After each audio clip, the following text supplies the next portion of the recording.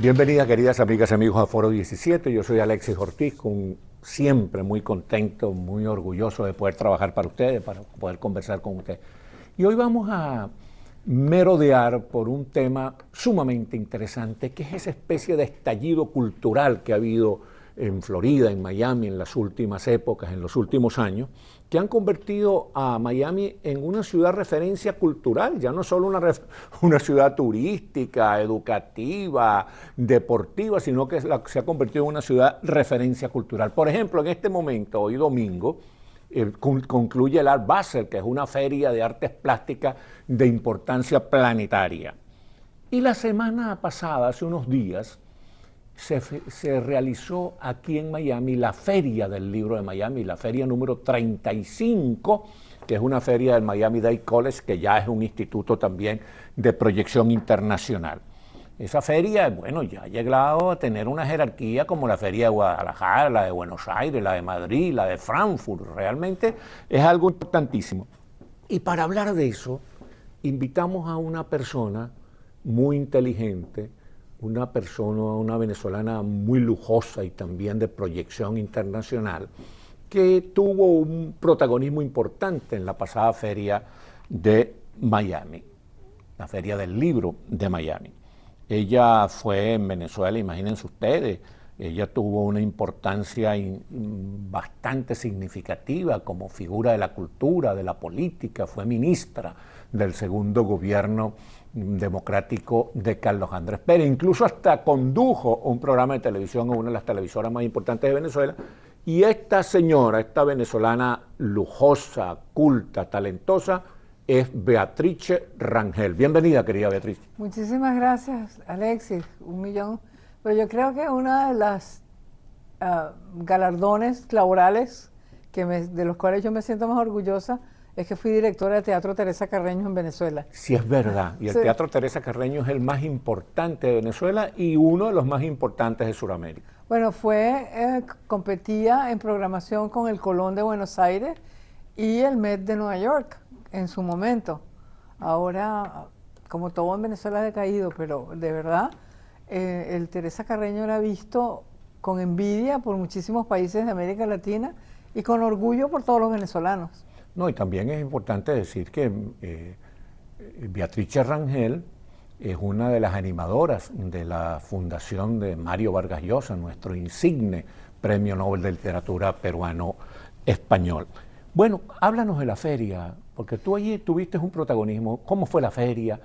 Pero yo lo que considero es que los habitantes de Miami no se han dado cuenta de la significación que ese evento tiene.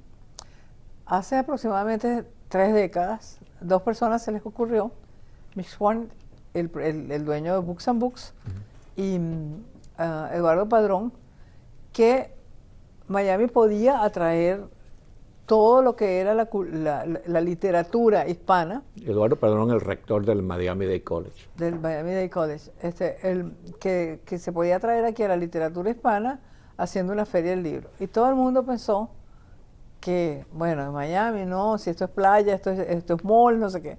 Ellos persistieron con su idea y crearon la Feria del Libro. Hoy en día la Feria del Libro, como tú bien lo dijiste, compite con las mejores ferias del libro del mundo.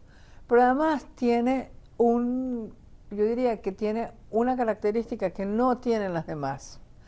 Porque tú vas a la Feria del Libro de Madrid y son libros en español. Tú vas a la Feria de Buenos Aires, igual, también en Guadalajara. Aquí no, en la Feria de Miami tenemos libros en español, libros en portugués, libros en inglés, libros en francés, y todas las comunidades que viven en Miami se sienten identificadas con alguno de los mosaicos que constituyen el evento que es la Feria del Libro. De manera que es una feria realmente multicultural como es Miami. Y no solamente eso, sino que a partir de la Feria del Libro se han ido desarrollando un conjunto de actividades muy interesantes en la ciudad. Por ejemplo, en mayo se hace el Festival de Literatura en la ciudad de Coral Gables. Ese es un offspring de la Feria del Libro.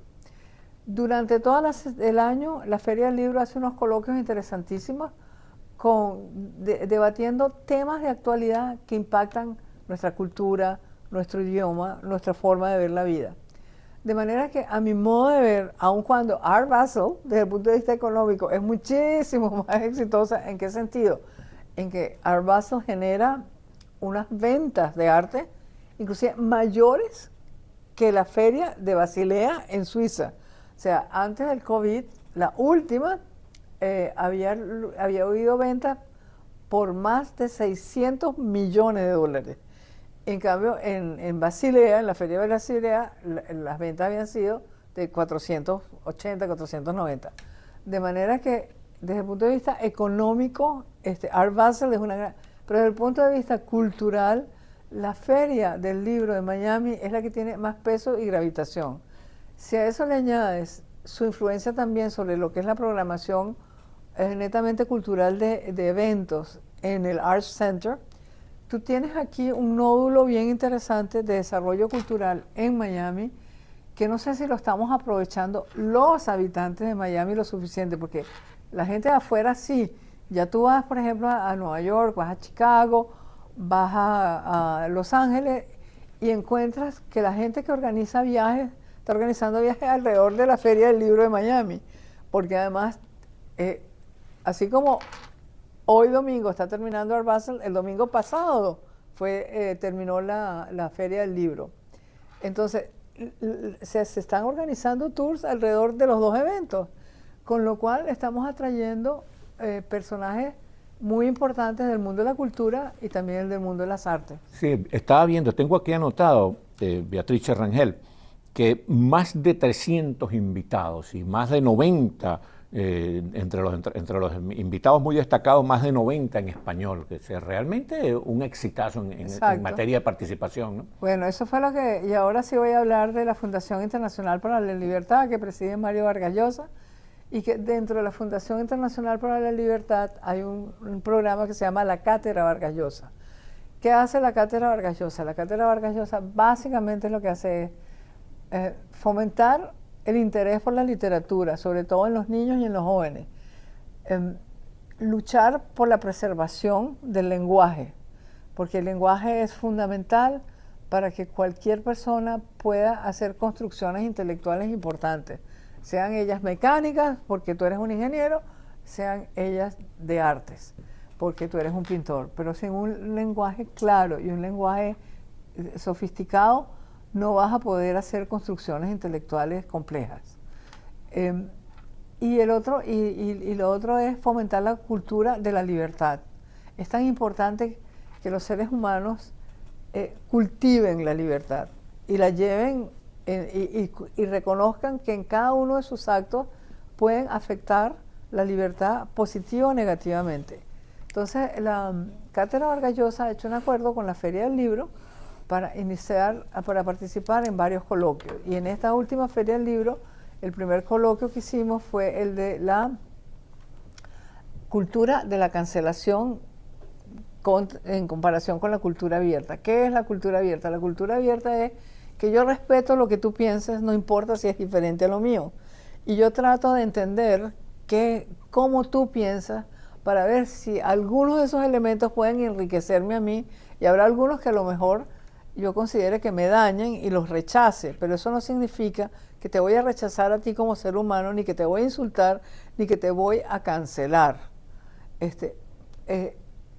Y hay una tendencia en estos momentos muy fuerte, de corte autoritario, que además de afectar a la libertad, afecta el futuro, porque te están cancelando la posibilidad de debatir un conjunto de temas que son fundamentales para el desarrollo del ser humano. Sí, fíjate tú, vamos a volver sobre este tema porque es demasiado importante, sobre el esfuerzo que hace la Fundación Vargas Llosa en estos territorios que acaba de discernir Beatrice Rangel.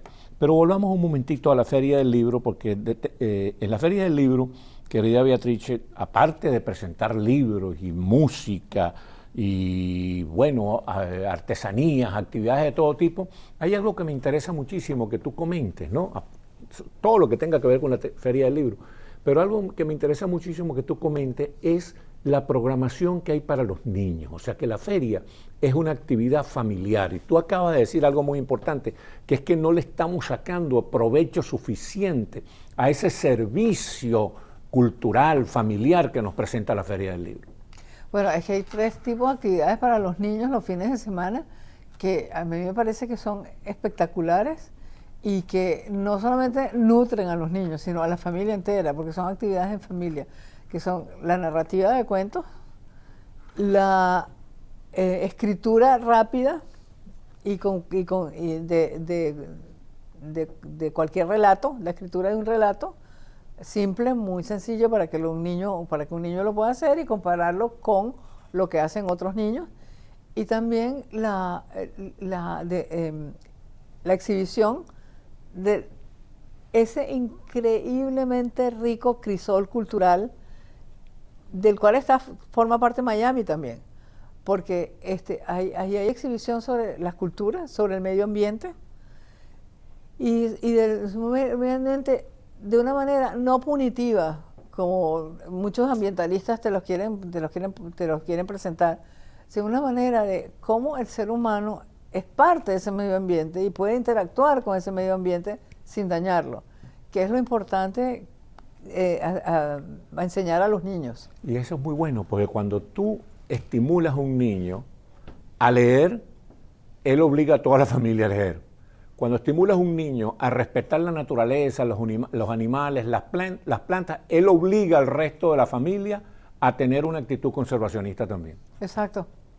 Pero además también impacta muchísimas cosas importantísimas, como son los buenos hábitos para comer, que uno de los problemas que tenemos con la obesidad en este país es que tenemos malos hábitos, la obesidad infantil, sobre todo. Y tenemos malos hábitos de comida, pero si tú entiendes el medio ambiente y lo respetas, empiezas a darte cuenta de que la manera como tú debes comer tiene que ser mucho más balanceada. Y eso te hace bien a ti y le hace bien a todos, porque una persona sana es una carga menos para el sistema de salud. Y para la familia, claro. Muy interesante lo que estás diciendo. Ahora fíjate tú, en la feria hubo algunos invitados de lujo y algunos homenajeados. Por ejemplo, estuvo Sergio Ramírez, el premio Cervantes nicaragüense, como hemos dicho en otras oportunidades en este programa. Nicaragua es una tierra de volcanes y lagos, pero sobre todo de poetas. Y entre los grandes escritores nicaragüenses está Sergio Ramírez, que tuvo una presencia destacada en la feria. Sí. Se le hizo un reconocimiento a José Saramago, el premio Nobel de Literatura portugués, y se le hizo un reconocimiento a un amigo muy querido y extraordinario intelectual latinoamericano, Carlos Alberto Montaner. Tengo que aprovechar aquí para decir lo orgulloso que yo me siento y agradecido porque Carlos Alberto Montaner me hizo el honor de prologar uno de mis libros, un libro que escribí que se llama Los 101 libros que todos podemos leer en esta vida. Montaner lo prologó, eso a mí me crea una gran emoción y un gran orgullo. Ahora, háblanos un poco de las figuras que estuvieron en la feria, Beatrice. Bueno, nosotros dentro de la Cátedra Vargas Llosa promovimos la presencia de 3 escritores latinoamericanos, hispanos, jóvenes. Ramiro Villapadierma, que es de hecho el director de la cátedra, que se ha desempeñado con muchísimo éxito, ha ganado varios premios, él se ha desempeñado con muchísimo éxito, primero como periodista y ahora como escritor de ensayos en España. Después teníamos a Raúl Tola, que ha escrito 11 trabajos, algunos premiados también con el premio Nadal. Y teníamos a Darío Lopérfido. Darío, además de ser un gran promotor cultural y un escritor, fue director del Teatro Colón. Entonces, un hombre bueno a pesar del apellido. Sí, de Lopérfido, imagínate. Y ellos 3 han hecho una especie de compromiso con la lucha contra la cultura de la cancelación. Y ya han hecho varios de estos coloquios con bastante éxito.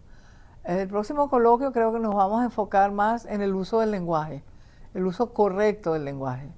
Porque nuestra lengua española es bien rica y muy hermosa, pero la estamos echando a perder, usándola mal y sobre todo inventando unos usos que ella no tolera. Porque con la famosa cultura de la inclusión, entonces ahora tenemos que ser otros, otras y otris, porque hay gente que un día se siente hombre y otro día se siente mujer, entonces ellos son otris. Sí. Y eso de otris no existe. Se llega a la frontera de la necedad, tú dices todos, todas y todes. Es una cuestión igualito. Realmente bueno, no, es delicado hablar de esa materia porque es muy polémica, ¿no? Y la gente se comporta muy emocionalmente con respecto a ese debate. Porque hay que entender que lo que pasó antes, estamos ahora en el siglo XXI, pero en el siglo XX hubo mucho rechazo a lo que no era uniforme. Entonces ahora estamos viviendo esta es una etapa donde cada quien es diferente. Entonces, los que son diferentes, o sea, cada quien es diferente y la riqueza está en la variedad y en la pluralidad de esas diferencias. Pero ¿qué ocurre? Hay mucha gente que se siente que fue rechazada antes y entonces reacciona de una manera muy fuerte ahora. Sí, pues se están dando saltos olímpicos de un extremismo al otro, pues. Sí. Ahora, pero vamos a hablar de una cuestión que me interesa mucho que le informes a la gente. Hubo una mesa específica en la cual tú fuiste la moderadora en la Feria del Libro. Háblanos de esa mesa y quiénes estaban allí y cuál fue, porque me imagino que se centraron en el tema de la cancelación también. No, yo no las moderé, yo lo que hice fue presentar lo que estaba haciendo la FIL y la cátedra. Ajá. Y leer un mensaje de Mario Vargas Llosa. Quien moderó eso fue Daniel Haddad, el presidente de Infobae. Excelente periodista, tremendo trabajo el que hace Infobae, que hay que reconocerlo porque es un trabajo de vanguardia en el periodismo inclusivo y pedagógico que necesitamos en estos tiempos. El señor Haddad, yo soy admirador de él. Es el más leído órgano de divulgación digital del mundo. O sea, ya pasó al país en visitas diarias. Imagínate tú. Entonces estuvo él, ¿y quiénes más estuvieron? Bueno, Darío Lopérfido, Ramiro, estuvo también Raúl Tola y Inés Martín Rodrigo, la ganadora del Premio Nadal de este año. Sí, señor. ¿Y nos puedes hacer un resumen más o menos de la discusión? Básicamente de lo que se habló fue de eso, de que es importante regresar a la tolerancia, a entender que la riqueza está en la diversidad y que no hay una sola razón ni una sola verdad, que hay varias, y entonces tú lo que tienes es que entender cada una de ellas y tú, de acuerdo a lo que es tu formación y lo que es tu creencia, tú sigues una u otra, pero eso no significa que rechaces a las demás, sino simplemente que sabes que existen, están ahí y las respetas, pero no las sigues. Sí, eso es muy interesante porque recientemente escuché o vi en un video unas declaraciones de Mario Vargas Llosa, que es un intelectual de vanguardia.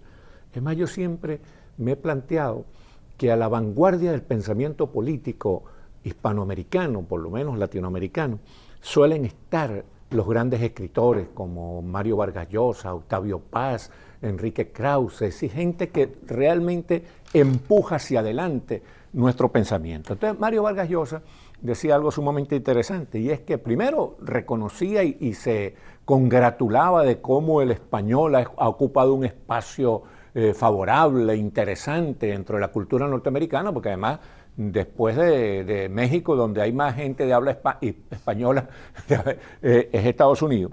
Hablaba también Mario Vargas Llosa, son tres cosas que hablaba Mario Vargas Llosa y yo quiero que Beatrice nos las comente. Esta primero. En segundo lugar, él hablaba de lo importante que era la especialización en la vida moderna, pero los peligros de la especialización que terminaban siendo una amenaza contra el humanismo y que la especialización terminaba vaciando de contenido la espiritualidad necesaria para que una sociedad funcione cabalmente. Y además la especialización tenía el peligro, que lo dijo otro gran escritor latinoamericano, Ernesto Sábato, que él en una oportunidad dijo, Beatrice, que por el camino de la especialización estábamos regresando a la ignorancia, ¿entiendes? Porque ya éramos tan especialistas en un tema que ya no le dábamos ninguna importancia a los demás nos parecían prescindible. Ese espíritu renacentista de la visión enciclopédica de la cultura se ha ido perdiendo.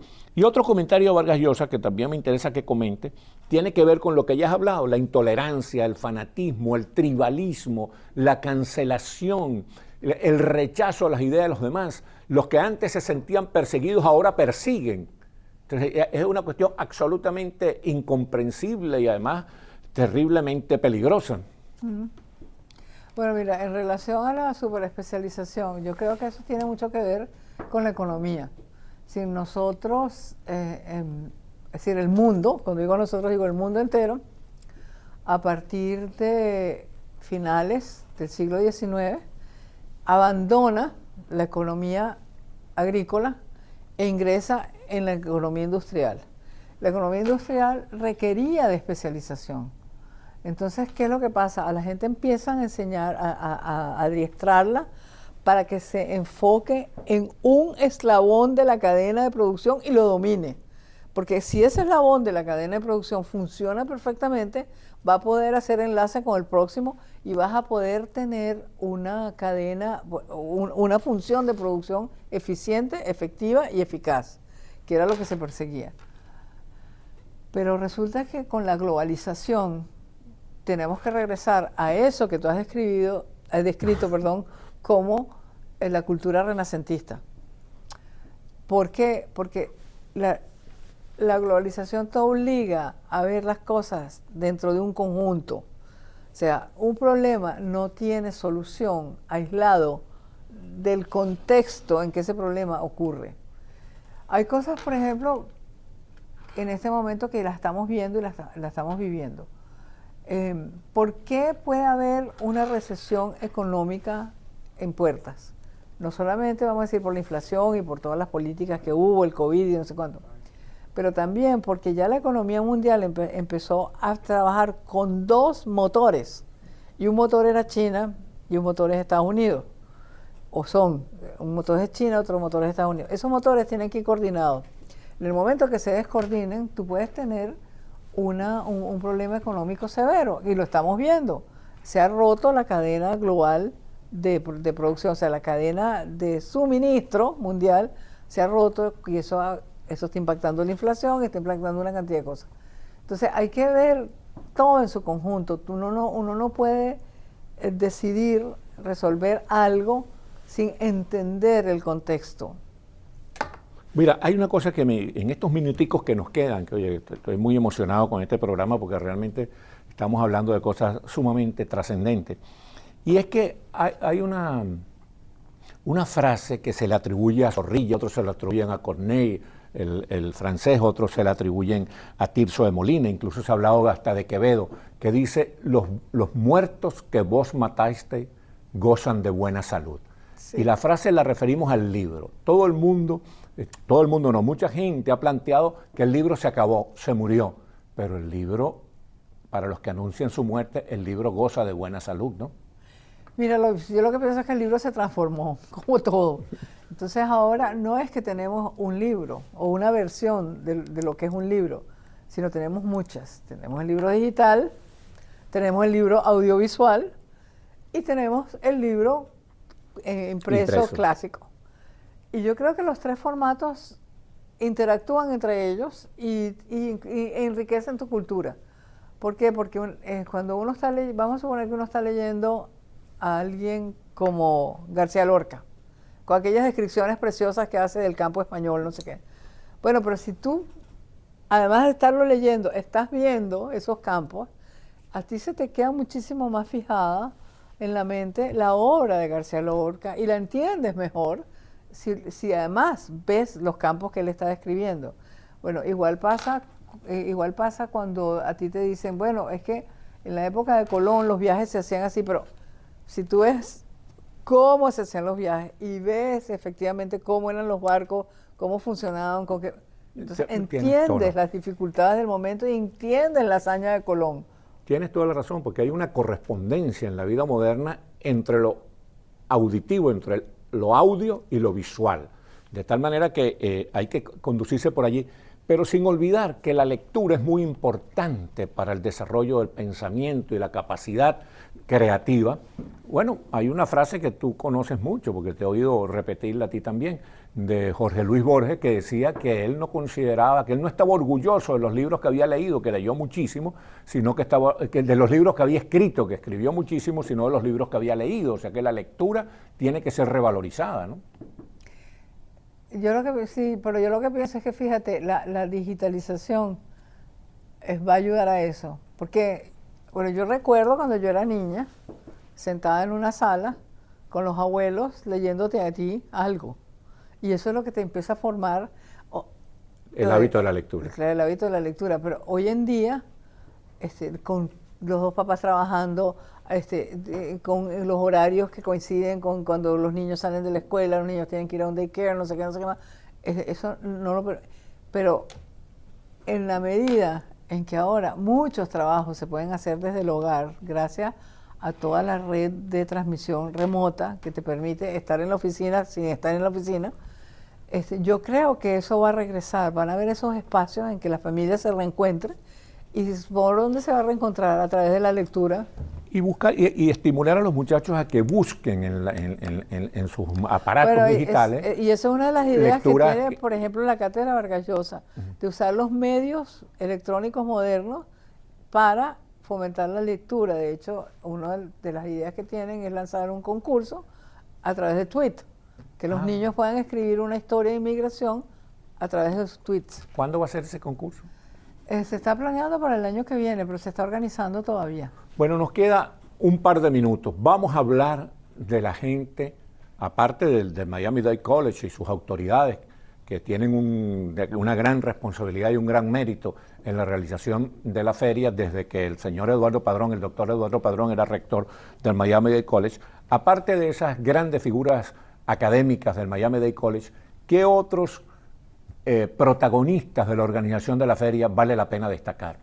Mira, yo creo que Natalia Crujeiras hizo un trabajo espectacular como directora de cultura de Miami-Dade, ahora está de presidenta del Museo de Historia de Miami.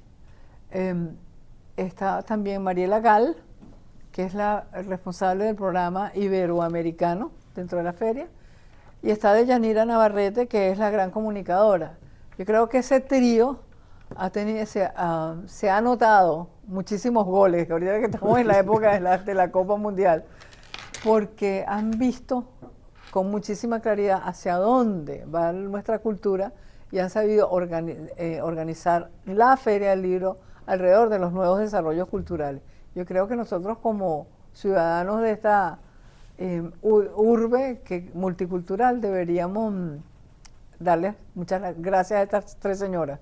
Y a los grupos de las empresas editoriales que participaron con gran dinamismo en la feria. Muchísimas gracias a Beatrice Rangel y gracias a ustedes, queridas amigas y amigos, por haber tenido la amabilidad de vernos y escucharnos en Foro 17.